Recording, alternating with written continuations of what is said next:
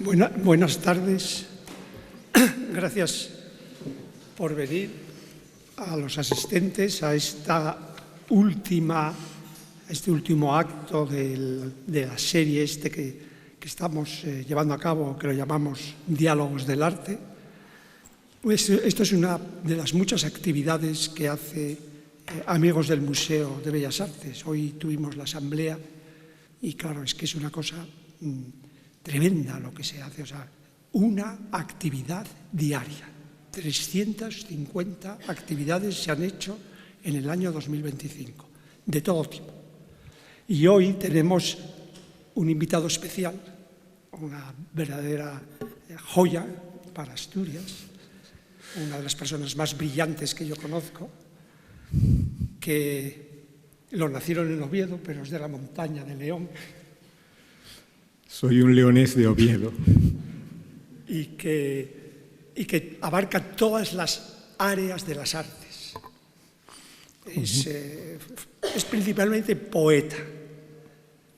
Como poeta empezó con un libro, El sueño de una sombra. Publicó todos los títulos. Yo voy a leer los títulos porque los títulos en sí mismos ya son indicativos de quién es el poeta.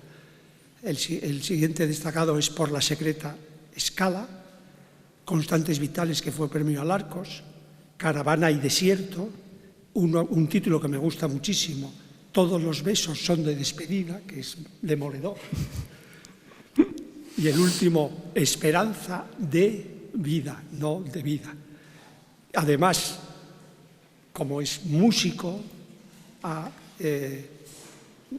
hecho un libreto de una ópera que se representó en el Campo Amor, Fuente Ovejuna, y con su mujer, que está por aquí, no la veo, Mercedes, pues tradujeron El Barbero de Sevilla y lo canta ella. En fin, que es una persona polifacética en ese sentido, un gran profesor, y tiene seguidores que sus cursos hay que levantarse a las 3 de la mañana para poder apuntarse porque hay cola.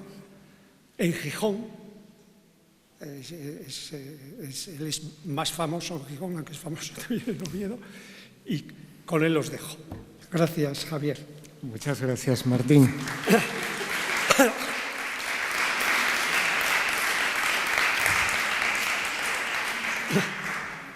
Gracias por arroparme esta tarde, me siento abrumado por tanta expectación. La poesía es música que piensa con imágenes. El poeta muestra la realidad nombrándola y el artista plástico la nombra mostrándola. Ya en el siglo VI, antes de Cristo, Simónides de Ceos afirma que la pintura es poesía silenciosa y la poesía, pintura que habla. Anticipando el futuro lema horaciano, ut pictura poiesis, igual que la pintura es la poesía. Marino, gran pintor de los oídos, y Rubens, gran poeta de los ojos, dice Lope de Vega.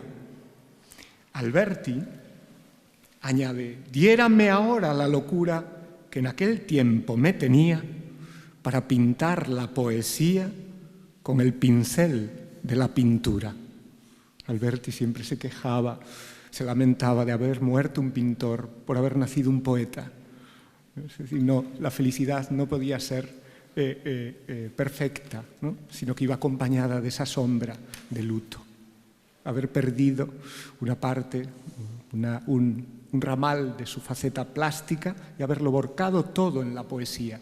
Pero la poesía de Alberti no ha perdido un ápice de esa paleta, de esa rica paleta expresiva de la plasticidad. Sabemos bien que leer no es aplazar la vida, sino intensificarla, multiplicando su experiencia. Visitar un museo no es encerrarse, sino alzarse a un mirador desde el que el horizonte del mundo sigue ensanchándose. Entrar en un museo es leer un libro iluminado. Abrir un libro es pasear por la pinacoteca del mundo a la luz inaugural de la imaginación. Son dos formas de bautizar una realidad recién nacida a los ojos de quienes quieren verla, siempre por primera vez. Gracias por compartir ahora conmigo esa experiencia. En su historia natural, años 77 a.C., Plinio el Viejo se hace eco de un plástico mito fundacional. Para retener al hombre que debía abandonarla, una doncella de Corinto perfiló su sombra en la pared. La vela temblorosa que desdoblaba a su amado hubo de dar a la escena un toque de emocionada intimidad. Aquí tienen una representación del siglo XVIII de David Allen sobre el mito fundacional originario de la pintura. ¿Cómo se creó el arte de la pintura? La doncella de Corinto, que es también el origen de la fotografía. Decía Ángel González, fotografía, la verdad revelada. Pintura, la verdad desvelada. Así que en el principio de la pintura, como en todos los principios, estuvo la negación del fin. El corazón codicioso y solo, el corazón es codicioso y solo acepta el oro del instante. No se conforma con la calderilla del recuerdo. Una joya verbal de San Juan de la Cruz sostiene que la dolencia de amor no se cura, sino con la presencia y la figura. Sino con la presencia, al menos con la figura del amado, pudo conformarse, pudo retener consigo esa felicidad huidiza del amor, siquiera fuera en la forma de una sombra plasmada, de la sombra de su ausencia. Fíjense que la pintura es el eco de la sombra de una ausencia. Es una especie de despedida en segundo grado. Yo recuerdo mis comienzos en la poesía a través de un verso memorable de Píndaro, un poeta lírico arcaico, que dijo inolvidablemente: el hombre es el sueño de una sombra. Vamos a ver algunas imágenes más de estas representaciones del mito originario. Ella aprovecha que el amigo está dormido y fija o procura fijar el perfil de su sombra sobre la pared. Aquí la sombra nos abruma dándose la vuelta sobre sí misma y casi amenaza con clavarse como el aguijón de un escorpión sobre nuestra espalda. Aquí la sombra como preludio del futuro, Cristo anticipando su destino en la sombra que ya lo ve crucificado sobre el madero de la pared. Y aquí una curiosa reinvención del mito originario en el que la doncella de Corinto recrea el origen del realismo socialista. Si en origen fue un mito, una leyenda, ahora la leyenda, digamos, proyecta su sombra sobre la historia y la historia se idealiza de leyenda. Bien, perdón, que vamos a volver sobre nuestro recorrido previsto.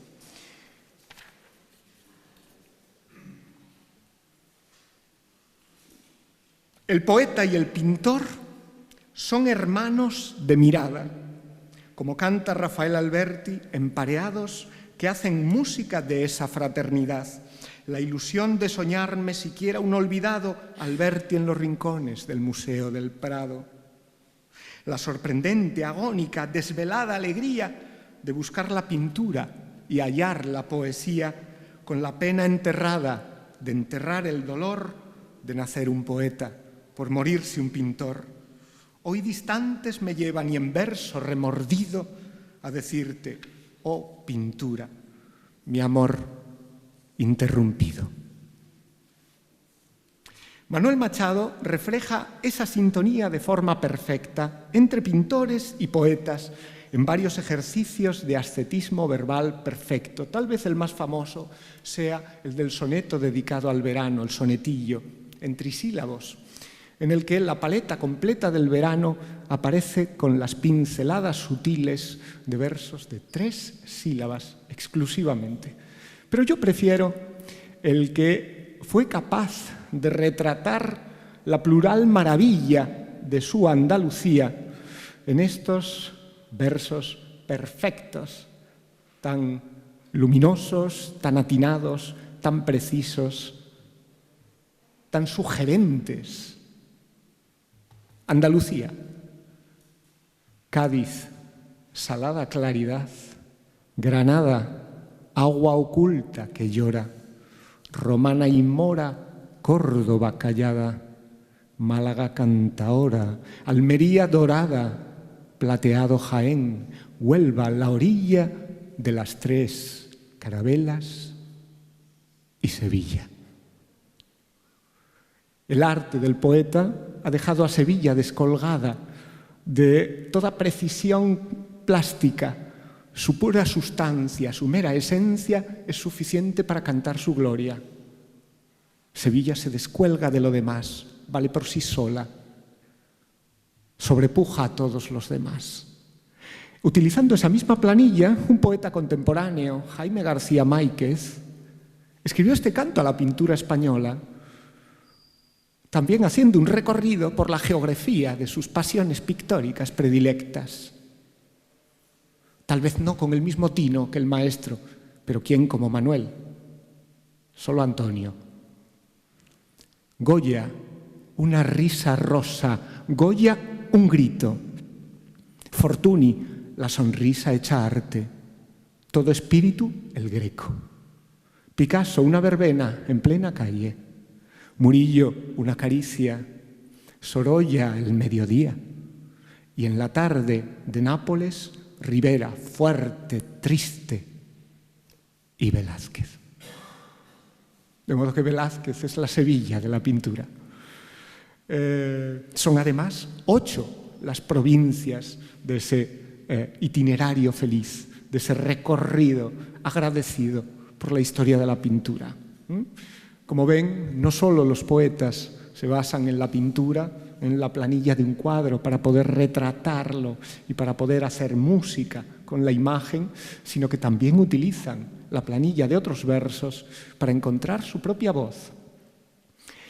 Todo acto artístico es un acto de epifanía, de alumbramiento, de nacimiento y además de nacimiento trascendente. Decíamos antes que celebrando todo lo que nace estamos luchando contra lo que muere, ¿no? Fíjense en esta maravillosa anunciación de Fray Angélico y vamos a leer a continuación 2 poemas con los que 2 poetas muy distintos retrataron esta misma imagen, trasladaron al pincel verbal esta joya plástica. Fíjense en ese cielo que está dentro de la construcción, dentro de la arquitectura que alberga a la Virgen, en ese manto que la cubre, que tiene color celeste, en ese ángel que reproduce el mismo gesto en las manos que el de ella, identificando el destino humano y el divino, recordándonos que a partir de ahora la humanidad se endiosa y Dios se humana. Fíjense en todo ello. Mírenlo detenidamente. En una esquina, la despedida, la expulsión del paraíso de Adán y Eva.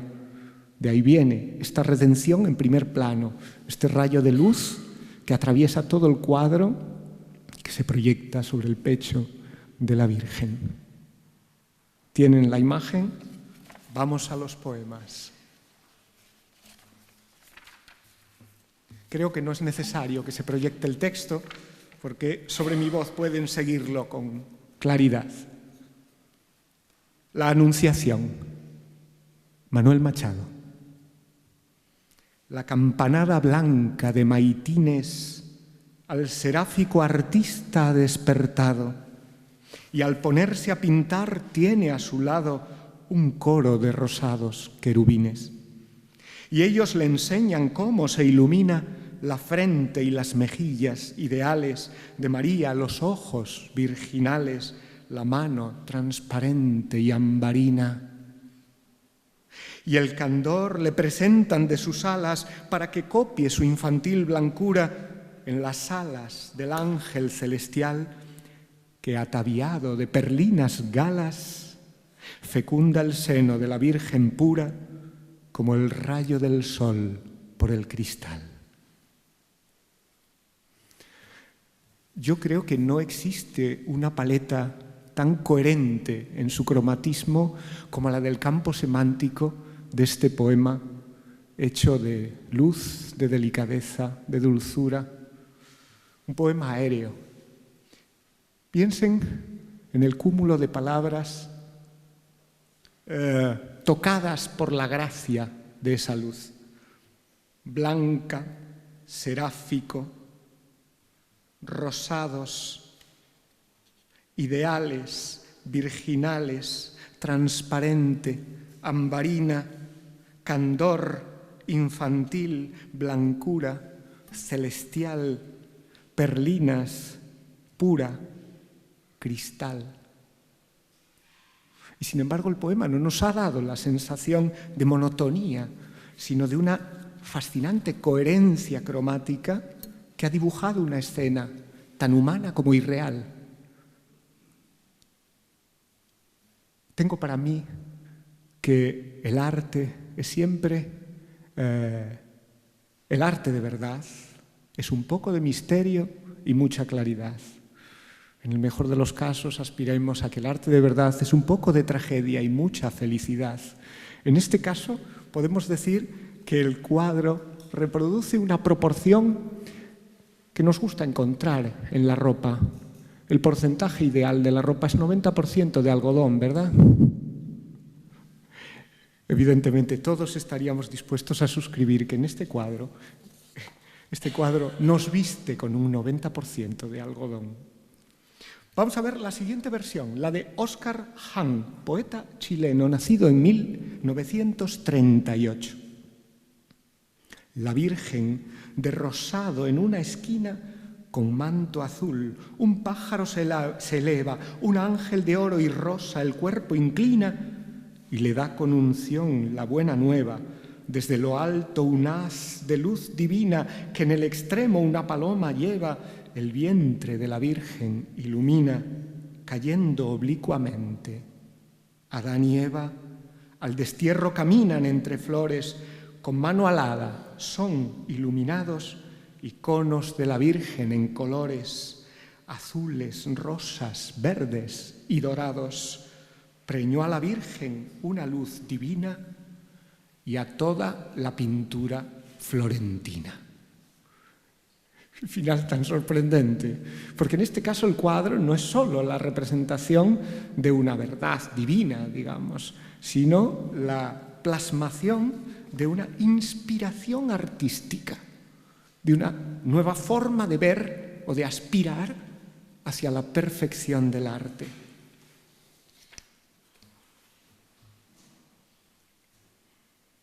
Bueno, como no solo de algodón y de dulzuras y de ternuras vive el hombre, vamos a buscar el extremo emocional contrario, un cuadro imponente, el del emperador Carlos V, que pintó Tiziano en 1548, después de su momento más exultante de gloria.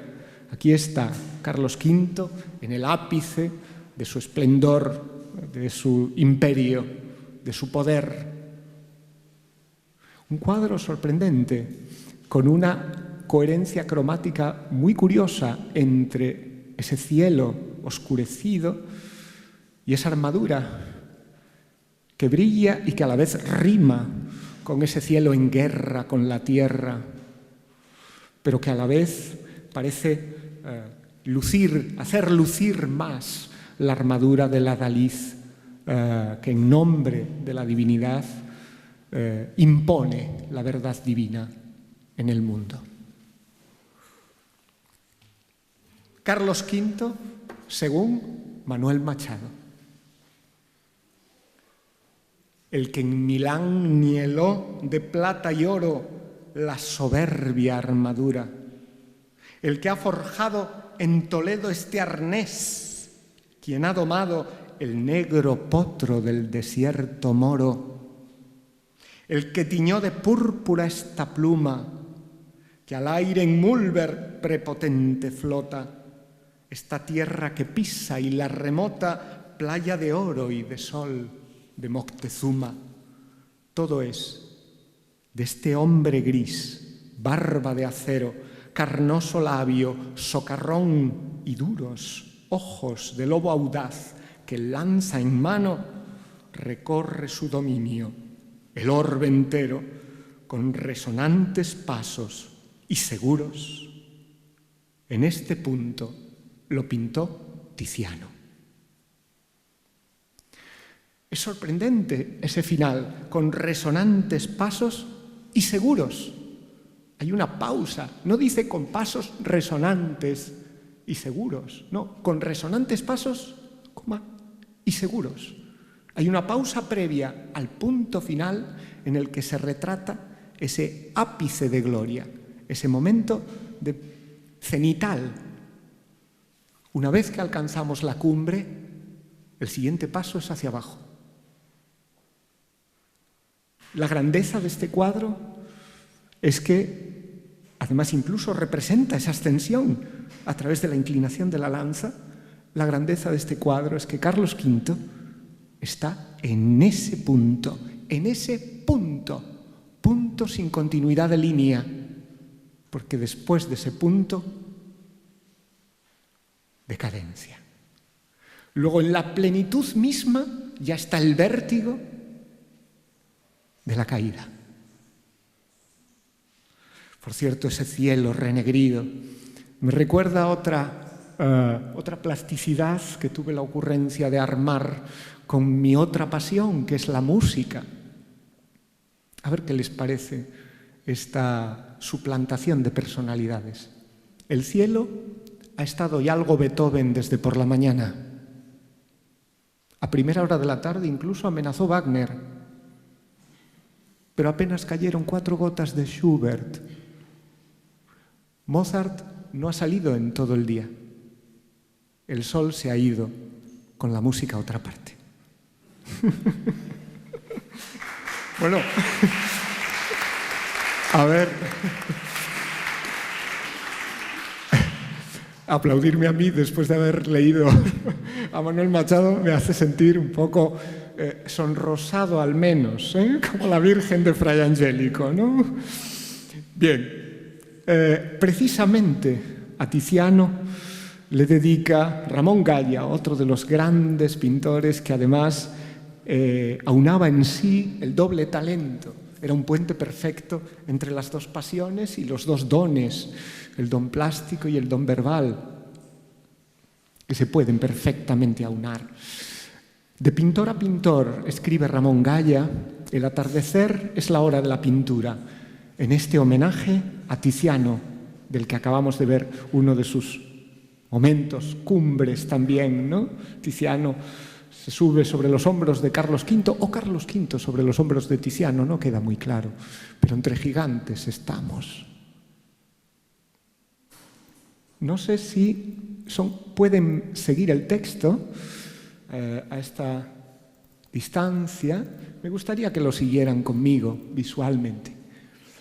Pintar no es ordenar, ir disponiendo sobre una superficie, un juego vano, colocar una sombra sobre un plano, empeñarte en tapar, en ir cubriendo. Pintar es tantear, atardeciendo, la orilla de un abismo con tu mano, temeroso adentrarte en lo lejano, sentir el aire, el mundo estremeciendo, estremeciendo, es estar siempre al borde, al descubierto, jugándote la luz, la propia suerte, buscando vida allí donde está ausente, ir hacia lo invisible y lo desierto, sabiendo que si escapas de la muerte, te salvará tan solo el accidente. Es muy curioso porque me recuerda el soneto de Jorge Guillén, donde habla de una muerte a la que le pide un orden, digamos, temporal razonable, ¿no? Y que no venga de una manera ruidosa, de una manera intempestiva, a destiempo, que la muerte va a imponerme su ley, dice, no su accidente. Pero lo que nos está diciendo Ramón Gaya es que lo que retrata el todo es el detalle. Hay quienes huyen del detalle para, en fin, preservar la integridad del alma, y hay quienes buscan el alma en el detalle mismo. Yo soy de estos. Por eso me gusta el arte rococó. Luego veremos un ejemplo que me resulta particularmente delicioso. El cuadro del Columpio de Fragonard, donde todo está cifrado en un zapatito volador. Y de hecho, el fondo es particularmente espeso para que ese zapatito resulte difícil de encontrar, para que sea un pequeño secreto galante, aireado a la mirada cómplice. Bueno, ya que estamos, vamos a ponerlo, porque creo que les he engolosinado con la promesa. Así que vamos a ver los felices azares del columpio, que es el título fascinante. Uy, caramba, no sé qué estoy haciendo. Los felices azares del columpio, digo, el título delicioso que Fragonard le puso en 1767 a este vaivén, a esta caricia visual, a esta invitación al jardín más íntimo, porque evidentemente el jardín de fuera es solo el marco, es el espacio, el locus amenus, el lugar perfecto para encontrar ese detalle donde está cifrada el alma de esta felicidad, esta absoluta felicidad. El poema es completamente inédito, lo leo por primera vez en público. Es una nadería rococó, espero que no les parezca inane. Con la pasión del vuelo, vuela el zapato y ella ríe en el aire, pataleando. Nadie supo pintar un jardín tan fragante como el de Fragonard.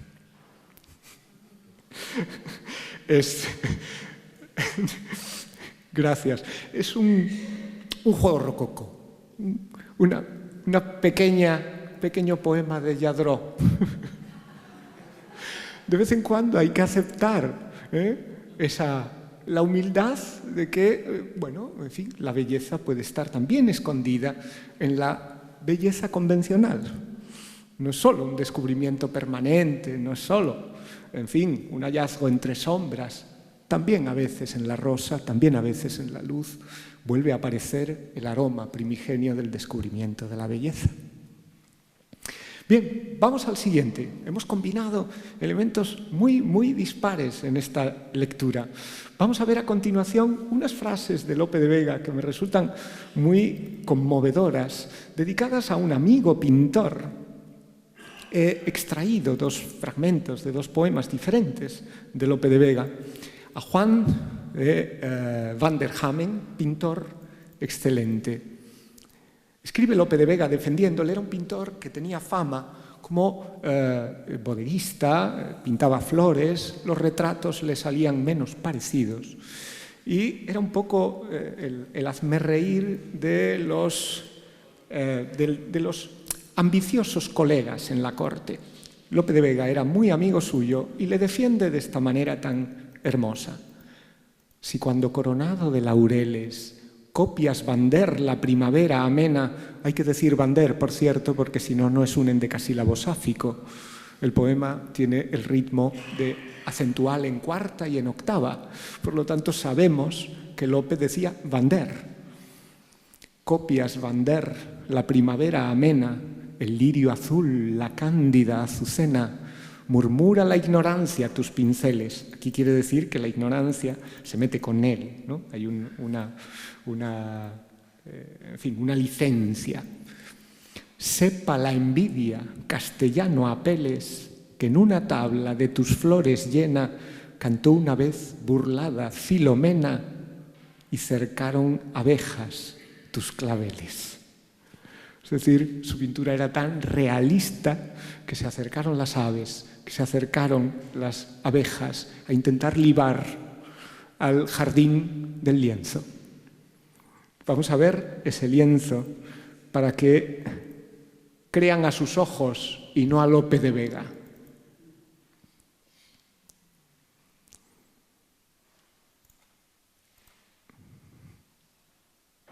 Aquí está.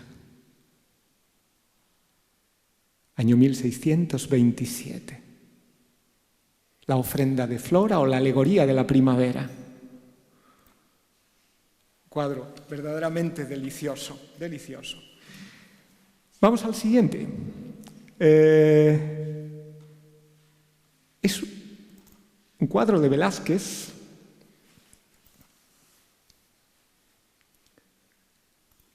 Epa. Un retrato de Esopo, del fabulista clásico. Es un retrato hecho en torno al año 1639 o el 41, se encuentra en el Museo del Prado.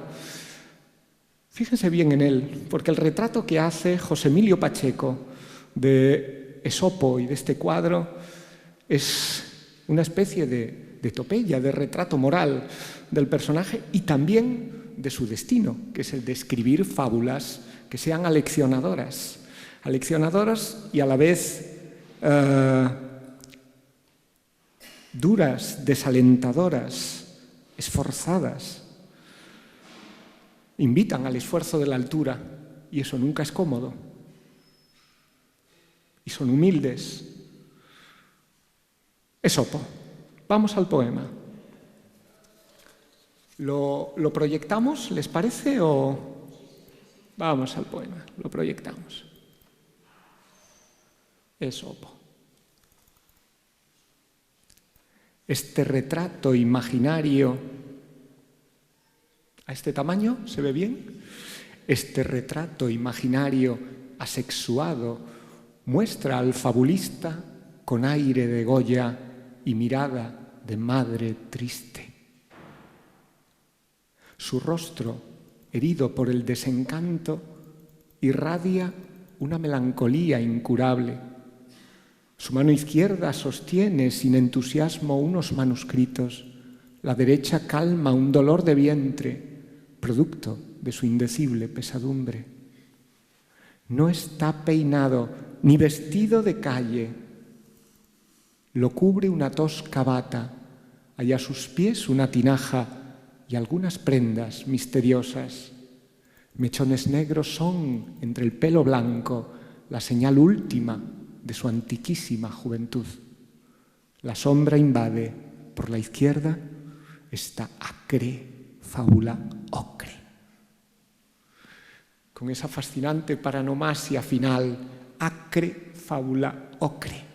Nos recuerda que la elección exacta del color, que la elección exacta de la palabra es la que nos permite transmitir la temperatura emocional del momento.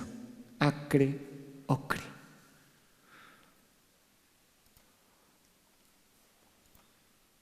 Me gusta, hay un silencio un poco imponente.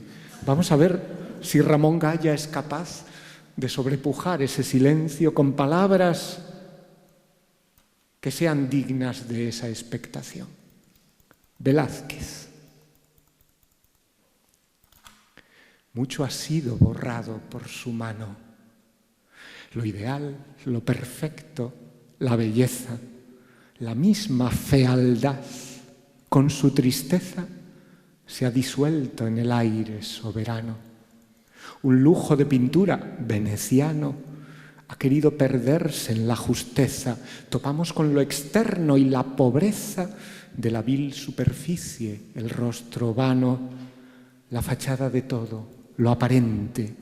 Solo ha sido copiada y respetada la sorda piel del mundo aquí presente.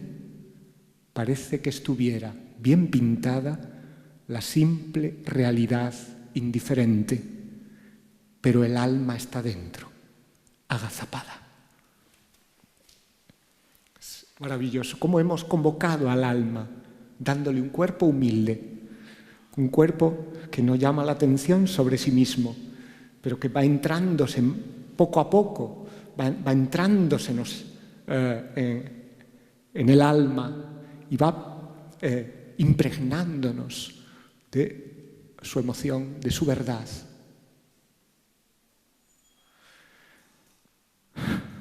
A la pintura, Rafael Alberti, su par en el arte de la forma perfecta, el gran poeta del 27, escribió así su homenaje al arte que abandonó por otro en el que las palabras también saben pintar. A ti, lino en el campo, a ti, extendida superficie a los ojos en espera, a ti, imaginación, helor u hoguera, diseño fiel o llama desceñida, a ti, línea impensada o concebida, a ti, pincel heroico, roca o cera, obediente al estilo o la manera, dócil a la medida o desmedida, a ti, forma, color, sonoro empeño, porque la vida ya volumen hable, sombra entre luz, luz entre sol, oscura, a ti, fingida realidad del sueño, a ti, materia plástica palpable, a ti, mano, pintor de la pintura. Es difícil encontrar algo más lúcido y a la vez más emocionado en relación con un arte que siente tan cercano y que a la vez ha dejado de ser su instrumento para retratar el mundo y para conocerse en él. Vamos a ver un cuadro sorprendente y un poema muy curioso de Sor Juana Inés de la Cruz.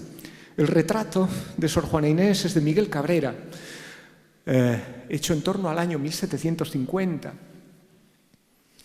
Ya saben, Sor Juana Inés de la Cruz, la décima musa, en fin, la Safo mexicana, novohispana, la gran poetisa novohispana, una de las más grandes. Pero se siente incómoda con su retrato y procura desmentir los elogios que a un retrato de la poetisa inscribió la verdad que llama pasión. Fíjense cómo se defiende de la belleza y de la piedad con que el pintor ha querido borrar los rastros del paso del tiempo, con que la pintura ha impuesto su eternidad, ha impuesto la plenitud de su belleza.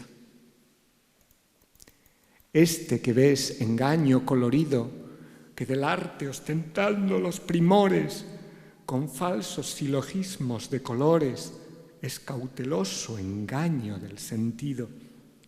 Este en quien la lisonja ha pretendido excusar de los años los horrores y venciendo del tiempo los rigores, triunfar de la vejez y del olvido. Es un vano artificio del cuidado, es una flor al viento delicada, es un resguardo inútil para el hado, es una necia diligencia errada, es un afán caduco y bien mirado, es cadáver, es polvo, es sombra, es nada.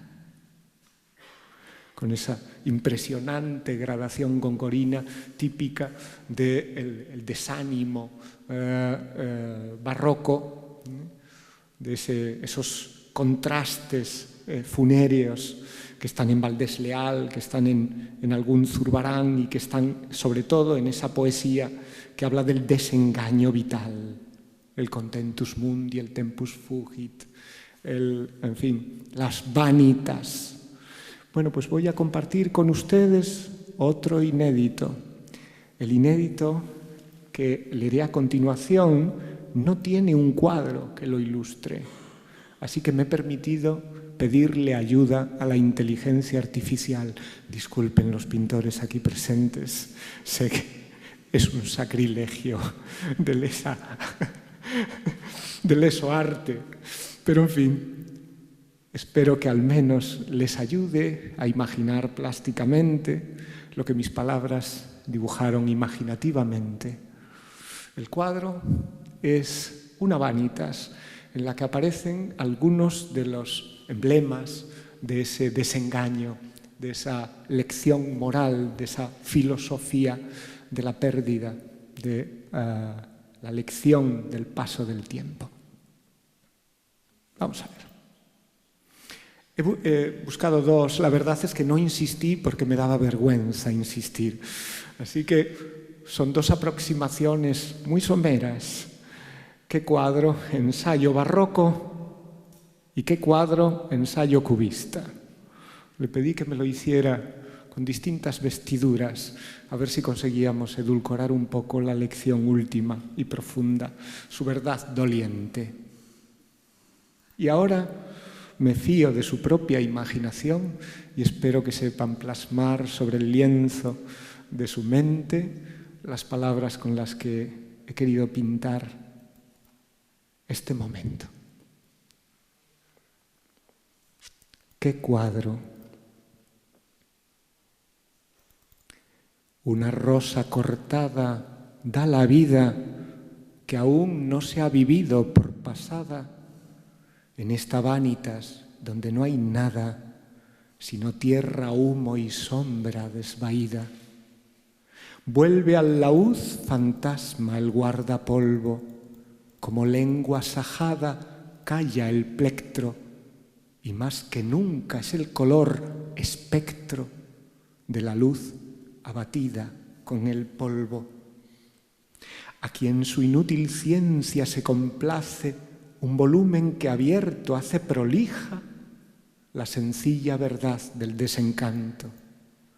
Desangrado de arena, un reloj yace, y tras el cráneo de la idea fija, vela una vela consumida en llanto. Bueno, me ha tocado. Me he sentido un poco abrumado por esta verdad, por esta doliente verdad, que en cualquier caso en el arte encuentra el consuelo de la belleza. La alegría en la vida es melancólica porque es fugaz. Incluso el dolor consuela en el arte porque es bello.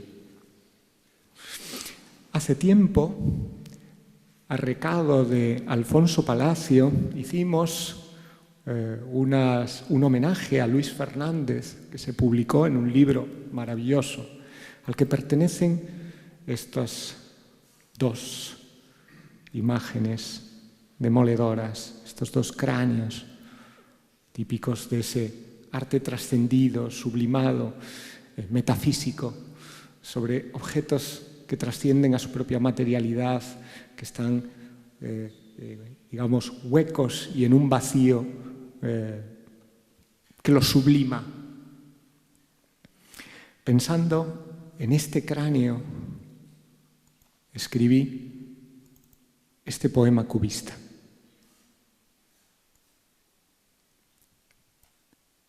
El negativo de un autorretrato.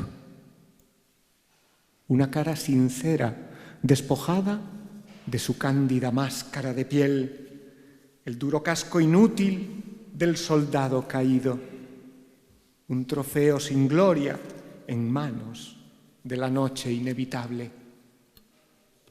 La casa del gusano, el cuerpo de una idea que perdura, la nada es para siempre, donde hacía su vida el pensamiento. Bueno, no me gustaría que sea el tono luctuoso el que marque la atmósfera con la que nos hemos acercado a la hermandad de la poesía y de la pintura. Así que me gustaría compartir con ustedes un relato mágico que también es fundacional, al igual que el de la doncella de Corinto. Un relato que Marguerite Yourcenar incluyó en un libro fascinante titulado Cuentos Orientales. El relato se titula ¿Cómo se salvó Guangzhou? Si me prestan 5 minutos más de atención, les regalo esa maravilla. ¿Cómo se salvó Guangzhou?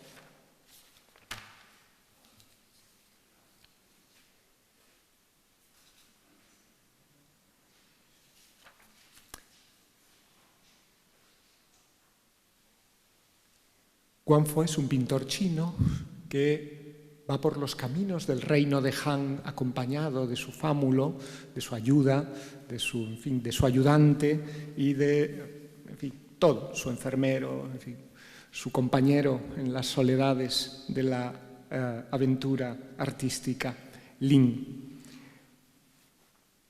Unos soldados del emperador los detienen en una taberna y lo llevan a presencia del emperador sin saber cuál es la culpa por la que son detenidos.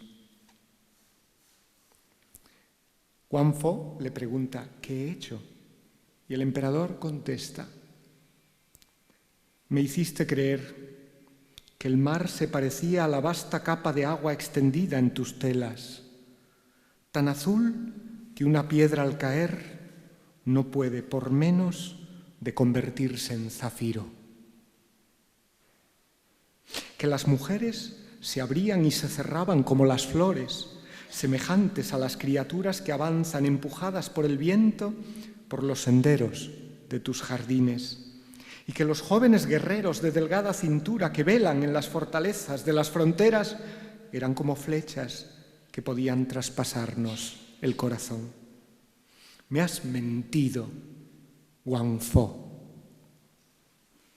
Viejo impostor, el mundo no es más que un amasijo de manchas confusas, lanzadas al vacío por un pintor insensato, borradas sin cesar por nuestras lágrimas.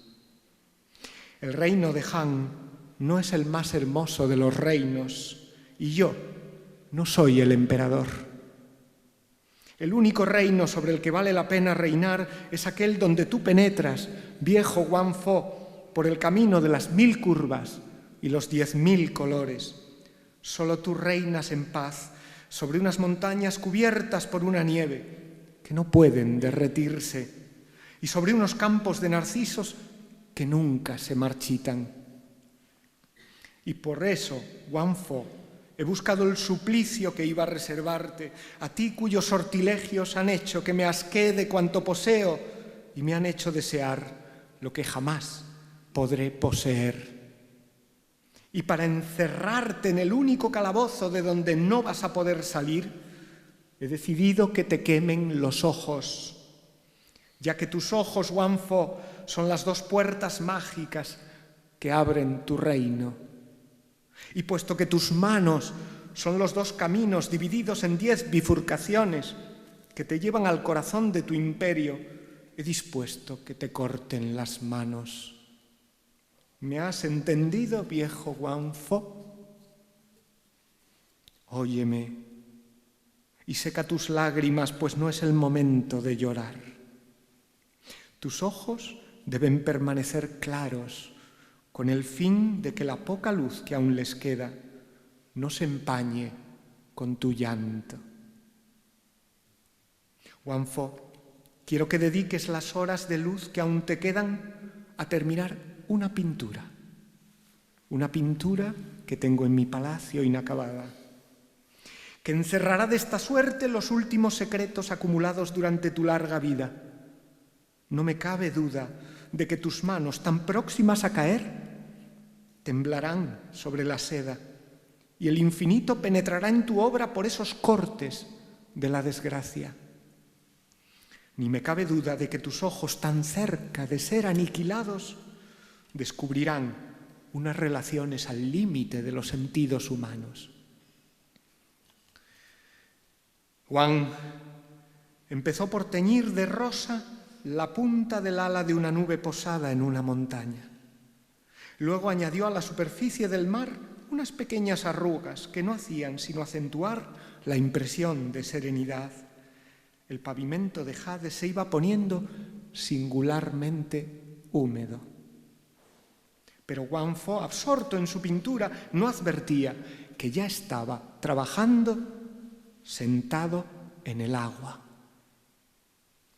La frágil embarcación, agrandada por las pinceladas del pintor, ocupaba ahora todo el primer plano del rollo de seda. El ruido acompasado de los remos se elevó de repente en la distancia, rápido y ágil como un batir de alas. Hacía mucho tiempo que el hierro al rojo vivo destinado a quemar los ojos de Wang Fo se había apagado en el brasero del verdugo. Con el agua hasta los hombros, los cortesanos, inmovilizados por la etiqueta, se alzaban sobre la punta de los pies. El agua llegó por fin a nivel del corazón imperial. El silencio era tan profundo que hubiera podido oírse caer las lágrimas.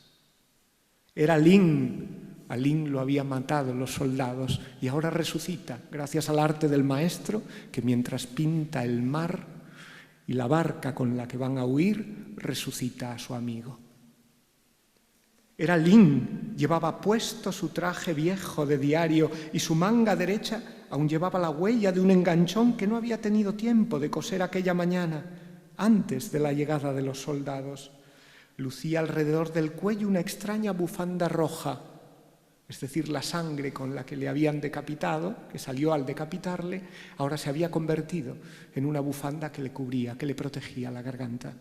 El arte le había pasado su caricia para resucitarlo. Wang Fo le dijo dulcemente mientras continuaba pintando: «Te creía muerto, querido amigo. Estando vos vivo», dijo respetuosamente Lin, «¿cómo puedo morir yo?» «Mira,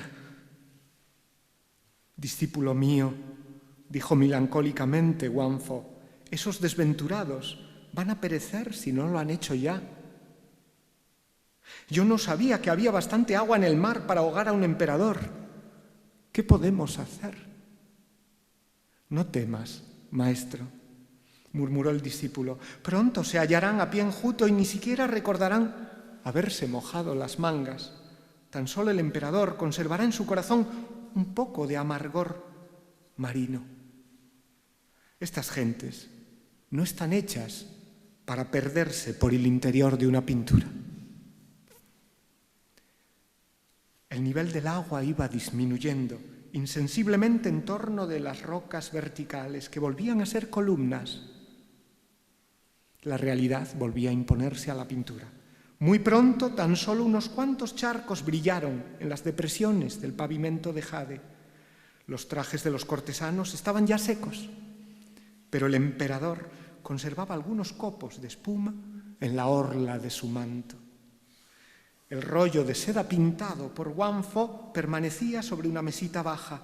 Una barca ocupaba todo el primer término. Se alejaba poco a poco, dejando tras ella un delgado surco que volvía a cerrarse sobre el mar inmóvil. Ya no se distinguía el rostro de los dos hombres sentados en la barca, pero aún podía verse la bufanda roja de Lin y la barba de Wang Fo flotando al viento, lejos. La pulsación de los remos fue debilitándose. Cesó, finalmente borrada por la distancia. El emperador, inclinado hacia adelante, con la mano a modo de visera, contemplaba alejarse la barca de Wang Fo, que ya no era sino una mancha imperceptible en la palidez del crepúsculo.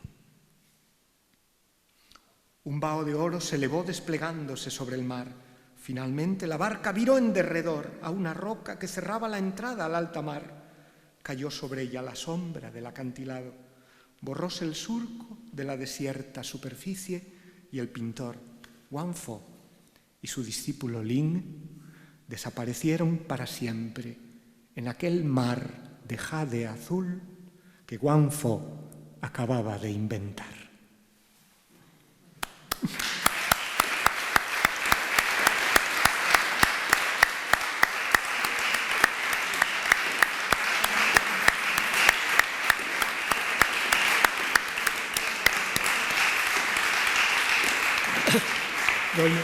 Bueno, no me puedo imaginar un final mejor para una de las conferencias más bellas que escuché y que tendremos ocasión de escucharla de nuevo porque está grabada, porque es que es muy difícil acordarse de todo lo que dijo. Es muy difícil aprovechar y disfrutar de tantísimas ideas y de tantísimo conocimiento y de tanto amor que tiene a la pintura y a la poesía como la que tiene Javier. Javier, muchas gracias.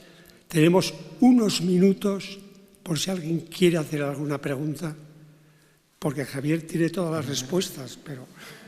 No tengo todas las respuestas.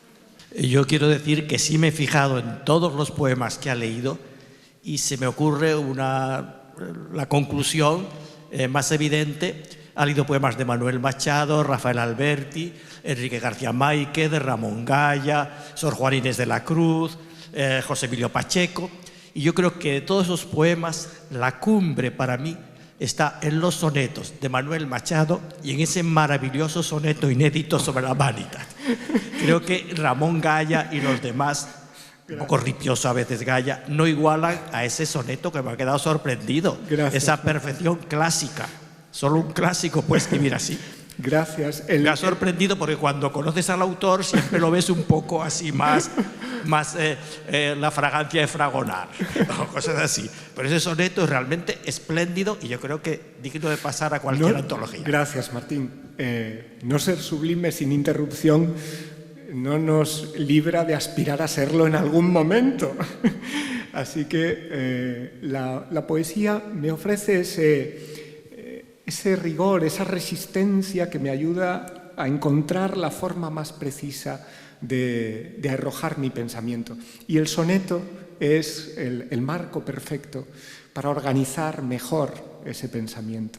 De hecho, el poema con el que me gustaría despedirme y con el que quiero además homenajear a dos amigos que nos dejaron este año, a Javier García Rodríguez y a Joan Bello.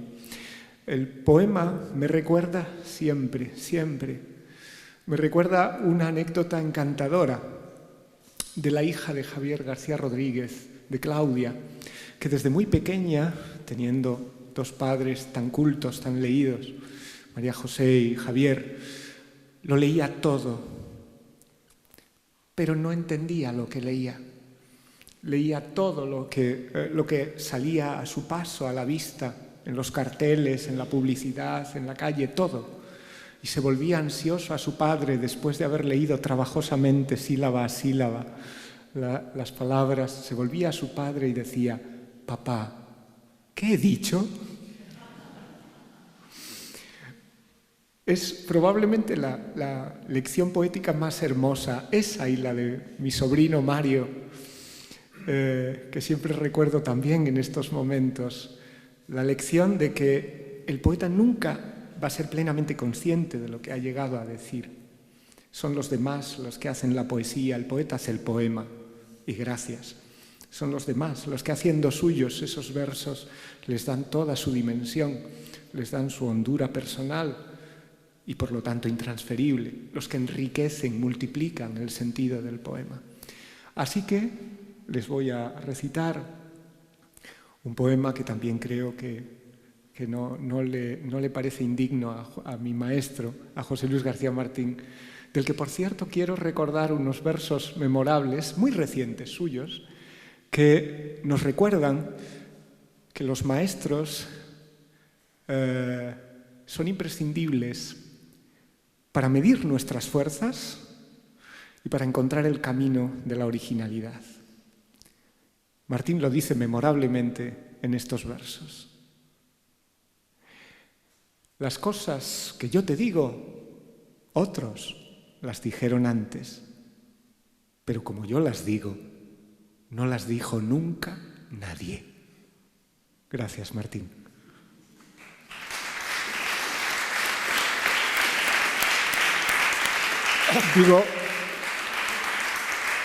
Digo que la otra lección es la de mi sobrino Mario, que con apenas 7 años paseaba de la mano de su abuela, que le hacía ver todas las maravillas del mundo que salían a su paso.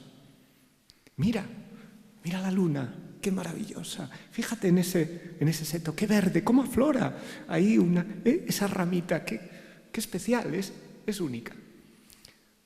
Pasaron unas hayas, se tapó la luna, siguieron caminando y fijándose en todos los azares del camino.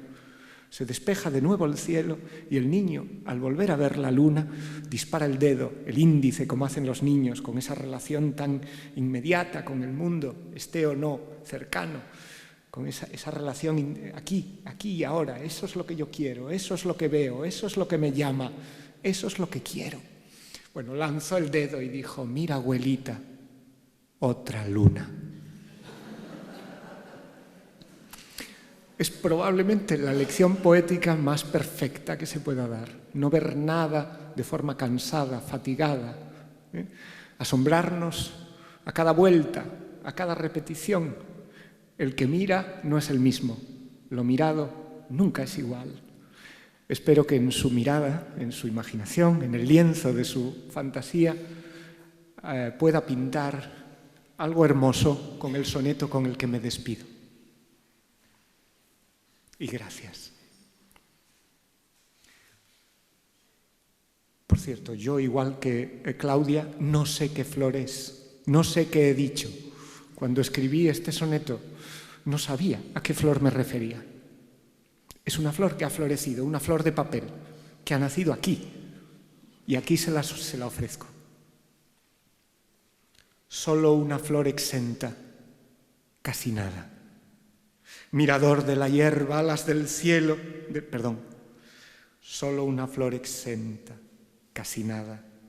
Mirador de la hierba, alas del suelo, mínima plataforma para el vuelo, más humilde, precisa pincelada, en el lienzo del aire, torre esbelta, donde la primavera se hace fuerte, erguida sobre el reino de la muerte, estandarte que aviva la revuelta, simplemente un motivo de alegría, signo de admiración por la belleza, la eternidad del mundo puesta al día, abierta es un heraldo del presente y con los pétalos cerrados reza a la luz cuando Dios no es evidente.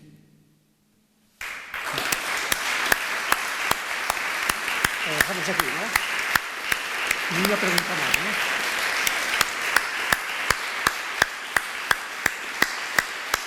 Muchas gracias.